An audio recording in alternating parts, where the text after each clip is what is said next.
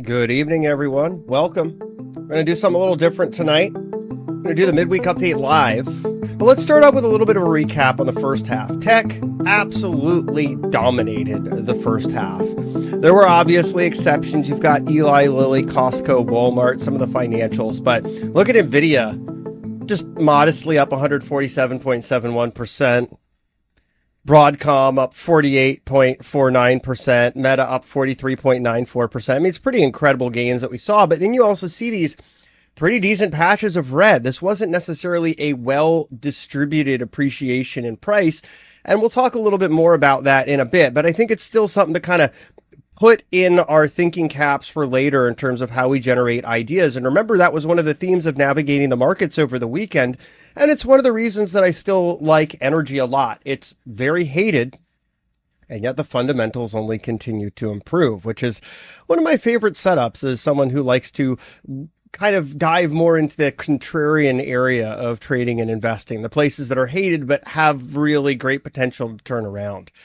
So that's something that I have kind of on my radar and have for several months now. We've traded in and out of oil a bit. It's back on the long side. I think that we've got room up to at least 85 and change, depending on how all these storms in the Gulf take shape. Could be more than that. And if we look at this chart here, we can see energy has actually held its own so far year to date in not like the techs, but still ExxonMobil up 14.2%. Not too bad there. Commodities have also held their own. Now, cocoa, obviously an outlier. This is some extreme price action in that commodity, reaching all-time highs earlier this year, then coming back quite significantly, but still up more than NVIDIA, up 181.09%. Cocoa, really the rock star year to date, even with its, well, you could call it a bear market now at this point. OJ, however, not to be left behind for long, almost matching Meta's gains. OJ up 40.61%, coffee up 23.45%.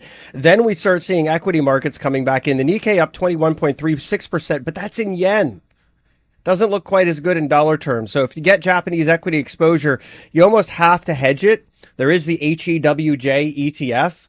I've got to admit, however, I'm not a big fan of getting Japanese exposure here. That was last year's trade, long Japan, short China. It was brilliant, beat the market, and now it's time to edge out of Japan. In my humble opinion, we've kind of realized a lot of the tailwinds that are going to be seen there. Now it's time for some more sort of difficult decisions. How are they going to defend their currency? Well, seems like they're selling off some of their treasury exposure. But more importantly, what is the central bank going to do with regards to sort of this outsized exposure to Japanese debt? And it's likely they're going to have to tighten modestly, but I still think overall that's an economy that's in trouble. The Japanese yen down over 50% over the last, I think, 12 years or so. Then we've got crude oil up 20% year to date, not really seeing powerful disinflation in energy. We saw a little bit of a blip in May that helped to bring June CPI down. But now we're seeing in June, gasoline, energy prices all coming back up, which may make that a bit of a blip. Silver up 19.88% and West Texas Intermediate crude up 19.61%. So we can see we got to go all the way down this list before we even find the NASDAQ. Right? So commodities have held their own. There have been a lot of opportunities in this market. The reason I'm emphasizing this is I think it's an important area for us to pay attention to because there's likely to continue to be opportunities on both sides of this trade, long and short momentum in commodities as the year goes on. Watch the full midweek update at Traderade.com, and for a limited time, get 30% off using the code SUMMERSALE at checkout.